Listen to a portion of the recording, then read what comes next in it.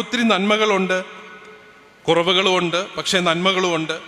നമ്മുടെ Sunday school സംവിധാനത്തിന് ഒത്തിരിയേറെ നന്മകളുണ്ട്. ഇപ്പോൾ തന്നെ നമ്മുടെ സൺഡേ സ്കൂൾ ഈ വിശ്വാസ പരിശീലന സംവിധാനം ഇല്ലെങ്കിൽ നമ്മുടെ സഭ ഇപ്പോൾ പോകുന്ന അത്രയും പോലും ഒരു കെട്ടുറപ്പിൽ പോകാൻ നമുക്ക് സാധിക്കുകയില്ല.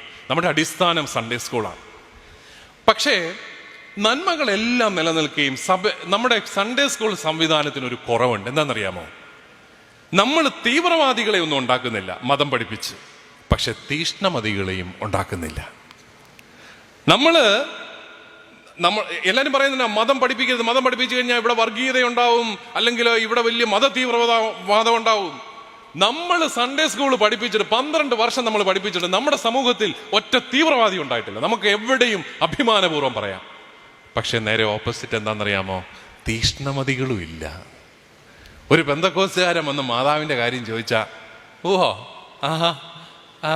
മാതാവ് ഞങ്ങൾക്കിപ്പോൾ മാതാവ് അങ്ങനെ മാതാവ് ഈശോ എന്നൊക്കെ പറഞ്ഞ് നമ്മളങ്ങ് പോകത്തേ ഉള്ളൂ. നമുക്കൊന്നാമത് ബൈബിൾ അറിയത്തില്ല, പഠിപ്പിക്കാന്ന് പറഞ്ഞാൽ പഠിക്കത്തില്ല, പിന്നെ വചനം വായിക്കത്തില്ല. പക്ഷേ ബോധ്യത്തോടെ പറയാനും നമുക്കറിയില്ല. ഞാൻ ഈ കഴിഞ്ഞ നാളുകളിലൊക്കെ 12ാം ക്ലാസ്സിലെ കുട്ടികളെയൊക്കെ കാണാനായിട്ട് ഇടയാകുമ്പോൾ ഞാൻ അവരോട് 3 ചോദ്യം ചോദിക്കും. ഒന്ന്, നിങ്ങളുടെ ക്ലാസ്സിൽ ഹൈന്ദവരുണ്ട്, ക്രൈസ്തവരുണ്ട്, മുസൽമാനുണ്ട്. നിങ്ങൾ ക്രിസ്ത്യാനിയായിട്ട് എന്തിനാ ജീവിക്കുന്നത്? നിങ്ങൾക്ക് എന്തുകൊണ്ട് മറ്റൊരു മതത്തിൽ ജീവിച്ചുകൂടാ? എന്തുകൊണ്ട് ഞാനൊരു ക്രിസ്ത്യാനിയായിട്ട് ജീവിക്കണം? 12ാം ക്ലാസ്സിൽ പഠിക്കുന്ന കുട്ടികൾ ഉൾപ്പെടെ അങ്ങനെ ചിരിച്ച് ഒക്കെ ഇരിക്കത്തേ ഉള്ളൂ, എളിമയോടുകൂടി ഇരിക്കത്തേ ഉള്ളൂ. പറയാൻ അറിയത്തില്ല അവർക്ക്. ഈ അടുത്ത നാളിൽ ഒരു പെൺകുട്ടി എൻ്റെ അടുത്ത് വളരെ വിചിത്രമായ ഒരു ആഗ്രഹമായിട്ട് വന്നു. അവളുടെ ഒരു അപ്പനുമുണ്ട് കൂടെ. എന്താണത്?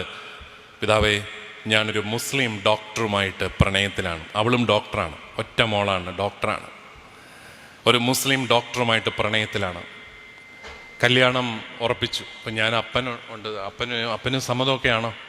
അപ്പനിങ്ങനെ മിണ്ടാതിരിപ്പുണ്ട്. അപ്പന് ഇങ്ങനെ അവൾ പറയുന്നതൊക്കെ ശരിയെന്നുള്ള രീതിയിൽ പാവം അപ്പനിങ്ങനെ ഇരിപ്പുണ്ട്. എന്നിട്ട് അവളുടെ ആഗ്രഹം ഇതാണ്, എനിക്ക് പള്ളിയിൽ വെച്ച് ഒരാശീർവാദം തരണം. ഇപ്പോഴത്തെ ഫാഷൻ അതാണല്ലോ, ഇഷ്ടമുള്ളിടത്ത് പോയി കെട്ടുക, എന്നിട്ട് പള്ളിയിൽ വന്ന് ഒരു ആശീർവാദം മേടിക്കുക, എന്നിട്ട് അതെടുത്ത് ഫേസ്ബുക്കിൽ ഇടുക. ഇതൊക്കെയാണ് ഇപ്പോഴത്തെ ഒരു ഫാഷൻ. അപ്പം ഞാൻ അവളോട് ചോദിച്ച, മോളെ അവൻ വരുമോ നിൻ്റെ കൂടെ? അവൻ വരും. കാരണം അവർക്ക് അവരുടെ വിശുദ്ധ ഗ്രന്ഥത്തിൻ്റെ മേൽ ഉള്ള പ്രതിജ്ഞകൾ മാത്രമേ അവർക്ക് വാലിഡായിട്ടുള്ളൂ.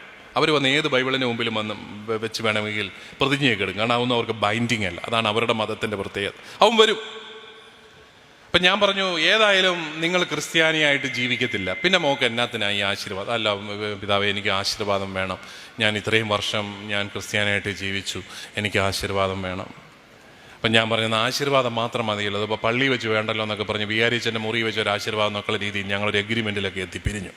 എന്നിട്ട് ഞാൻ അവളോട് പറഞ്ഞു, മോളെ നീ പോകാൻ വരട്ടെ, നീ എനിക്ക് ഒരു ക്ഷമ തന്നിട്ട് പോകണം, എന്നോട് നീ ക്ഷമിക്കണം. ഉടനെ അവൾക്ക് ഭയങ്കര സങ്കടമായി. പിതാവ് എന്തിനാ എന്നോട് ക്ഷമ ചോദിക്കും? ഞാനല്ലേ പിതാവിനോട് ക്ഷമ ചോദിക്കും? ഞാൻ പറഞ്ഞു, അല്ല, എനിക്ക് നിന്നോട് ക്ഷമ ചോദിക്കണം. കാരണം ഇത്രയും വർഷം നിന്നെ വേദപാഠം പഠിപ്പിച്ചിട്ട് ഇത്രയും മിടുക്കിയായ നിന്നെപ്പോലൊരു പെൺകുട്ടിയുടെ ഉള്ളിൽ ഈശോ ഏകരക്ഷകനാണെന്നും പ്രണയത്തിൻ്റെയോ വിവാഹത്തിൻ്റെയോ പേരിൽ ഒഴിവാക്കാനാവുന്നതല്ല നമ്മുടെ കർത്താവ് ഈശോ മിശിഹ എന്നും പഠിപ്പിക്കുന്നതിൽ ഞാൻ പരാജയപ്പെട്ടു പോയി, എൻ്റെ രൂപത പരാജയപ്പെട്ടു പോയി, അതുകൊണ്ട് നീ എന്നോട് ക്ഷമിക്കണം. ഉടനെ അവൾ പറഞ്ഞു, അയ്യോ അങ്ങനെയൊന്നും പറയല്ലോ പിതാവേ, ഞാനങ്ങ് വിട്ടുപോയതാ, പോട്ടെ, പിതാവ് എന്നോട് ക്ഷമയെന്ന് ചോദിക്കണം പറഞ്ഞ് എന്നെ ആശ്വസിച്ചു. പക്ഷെ എൻ്റെ ഉള്ളിൽ അതൊരു നീറ്റലാണ്. എന്തുകൊണ്ട് നമുക്ക് ഇത്രയും സംവിധാനങ്ങൾ ഉണ്ടായിട്ട് നമ്മുടെ കുഞ്ഞുങ്ങളെ ഈശോ മിശിഹ ഏകരക്ഷകനാണെന്നും ഈശോ മിശിഹ ഉപേക്ഷിക്കാവുന്ന ഒന്നല്ലെന്നും ബോധ്യപ്പെടുത്താൻ എന്തുകൊണ്ട് എനിക്ക് സാധിക്കുന്നില്ല? നമ്മുടെ സംവിധാനത്തിന് സാധിക്കുന്നില്ല. അതേസമയം മറ്റു ചില മതങ്ങൾക്ക് അത് സാധിക്കുന്നുണ്ട്. ഞാൻ തന്നെ അവളോട് ചോദിച്ചു, മോളെ നിന്നോടുള്ള പ്രണയത്തെ പ്രതി അവൻ നിന്റെ വിശ്വാസം സ്വീകരിക്കാൻ തയ്യാറാവോ? ഉടനെ അവൾ പറയാ, ഞാൻ ചോദിച്ചതാ പിതാവേ, പക്ഷെ അവരൊക്കെ ഭയങ്കര സ്ട്രോങ്ങാ. ഇപ്പം പിന്നെ നമ്മളാരാ പറ, നിങ്ങൾ പറ, വീക്കാ. നമുക്ക് ഇത്രയും ശാസ്ത്രീയ സംവിധാനങ്ങളുള്ളത്, അവരൊക്കെ വലിയ സ്ട്രോങ് ആ കേട്ടോ, നമ്മൾ വളരെ വീക്കാ. അവിടെയാണ് നമ്മൾ ചിന്തിക്കേണ്ടത്. നമുക്ക് ബോധ്യങ്ങൾ ഉണ്ടാക്കി കൊടുക്കാനായിട്ട് സാധിക്കുന്നില്ല. ഈ അടുത്ത നാളിൽ നമ്മുടെ മുസ്ലിം കൺവേർട്ടായിട്ട് വന്ന മാരിയോ ബ്രദറിനോട് ഞാനൊരു പ്രാവശ്യം ചോദിച്ചു, അദ്ദേഹത്തിൻ്റെ മക്കൾ ഇപ്പോൾ സൺഡേ സ്കൂളിൽ പഠിക്കുന്നുണ്ട്, നമ്മുടെ സൺഡേ സ്കൂളിൽ. അദ്ദേഹം മദ്രസ വിദ്യാഭ്യാസമൊക്കെ കഴിഞ്ഞ. ഞാൻ ചോദിച്ചു, എന്താണ് ഇത് തമ്മിലുള്ള വ്യത്യാസം? ഉടനെ അദ്ദേഹം പറഞ്ഞു, എൻ്റെ മോളെ നിങ്ങൾ കുമ്പസാരത്തെക്കുറിച്ച് പഠിപ്പിക്കുന്നത് 3-ാം ക്ലാസ്സിലോ 4-ാം ക്ലാസ്സിലോ മറ്റോ, കുർബാനയ്ക്കുള്ളപ്പാടിനോടനുബന്ധിച്ചാണ് കുമ്പസാരത്തെക്കുറിച്ച് പഠിപ്പിക്കുന്നത്. പിന്നെ തീർന്നു. പിന്നെ നിങ്ങൾ അവളോട് കുമ്പസാരത്തെക്കുറിച്ച് പറയുന്നതേല. പിന്നെ അടുത്ത വർഷം അടുത്ത തീം, അതിൻ്റെ അടുത്ത വർഷം അടുത്ത തീം, വലിയ വലിയ കാര്യങ്ങളൊക്കെ പഠിപ്പിച്ച് നിങ്ങളങ്ങ് പോവുക. എന്നിട്ട് അദ്ദേഹം പറഞ്ഞു, ഞങ്ങൾ അങ്ങനല്ല. മുസ്ലിം സമുദായത്തിൽ പ്രധാനപ്പെട്ടതെല്ലാം എല്ലാ വർഷവും പറഞ്ഞ് തലേ കയറ്റിക്കൊണ്ടിരിക്കും. ഞങ്ങളുടെ കുട്ടികളോട് ചില കാര്യങ്ങൾ ചോദിച്ചാൽ കൃത്യവും പറയും. കാരണം അത് പറഞ്ഞ് ഞങ്ങൾ പഠിപ്പിക്കും. നമ്മളങ്ങനല്ല. നമ്മളിങ്ങനെ ആശയങ്ങൾ പറഞ്ഞ് പഠിപ്പിച്ച് അങ്ങ് പോവുകയാണ്.